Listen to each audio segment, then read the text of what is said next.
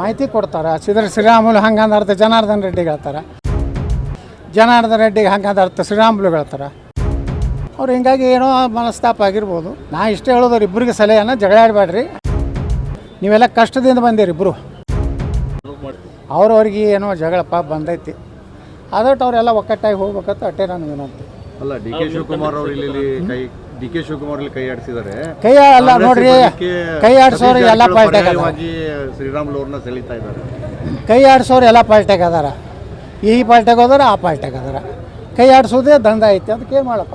ಸ್ನೇಹಕ್ಕೆ ಯಾರಾದ್ರೂ ಹೋಳಿ ಹಾಂ ಸ್ನೇಹದ ನಡುವೆ ಯಾರಾದ್ರೂ ಹೋಳಿ ಹಿಂಡಿದ್ರೆ ಹಾಂ ಇರ್ತೈತೆ ರೀ. ಸ್ನೇಹಕ್ಕೂ ಹುಳಿ ಹಿಂಡವ್ರು ಇರ್ತಾರೆ. ಏನೋ ಒಮ್ಮೊಮ್ಮೆ ಏನಾಗ್ತದೆ, ನಮ್ಮ ಅಕ್ಕಪಕ್ಕದವ್ರು ಇದ್ದವ್ರು ತಪ್ಪು ಮಾಹಿತಿ ಕೊಡ್ತಾರೆ.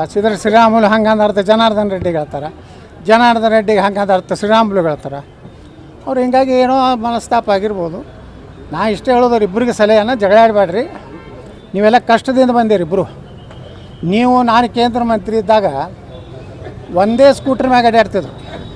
ಜನಾರ್ದನ್ ರೆಡ್ಡಿ, ಶ್ರೀರಾಮುಲು, ಕರುಣಾಕರ್ ರೆಡ್ಡಿ, ಸೋಮಶೇಖರ್ ರೆಡ್ಡಿ ಒಂದೇ ಸ್ಕೂಟ್ರ್ ಇತ್ತು. ಅದ್ರ ಮ್ಯಾಗೇ 3 ಮಂದಿ ಕೂಡ ಅಡ್ಡಾಡಿ. ಯಾಕಂದ್ರೆ ನನಗೆ ನಾ ಟೆಕ್ಸ್ಟೈಲ್ ಮಿನಿಸ್ಟ್ರಾಗಿ ಬಳ್ಳಾರಿಗೆ ಹೋದಾಗ ಒಂದೇ ಸ್ಕೂಟ್ರ್ ಮ್ಯಾಗ 5 ರೂಪಾಯಿ ಹಾರ ತೊಗೊಂಡು ಬಂದಿದ್ರು. ನನಗೆ ಒಂದೇ ಹಾರ 3 ಮಂದಿ ಹಾಕ.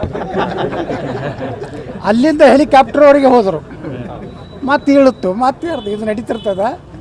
ಕಷ್ಟ ಇದ್ದಾಗ ಕೂಡಿ ಬಂದೀರಿ. ದೇವ್ರು ನಿಮಗೆಲ್ಲ ಹೆಲಿಕಾಪ್ಟರ್ ಡೋಟ ಶಕ್ತಿ ಕೊಟ್ಟಾನ. ಒಂದೇ ಕಂಪೌಂಡ್ನಾಗ ಮನೆ ಕಟ್ಟಿದ್ರಿ, ಕಂಪೌಂಡ್ ಗಾಡಿ ಕಟ್ಟಿರಿ.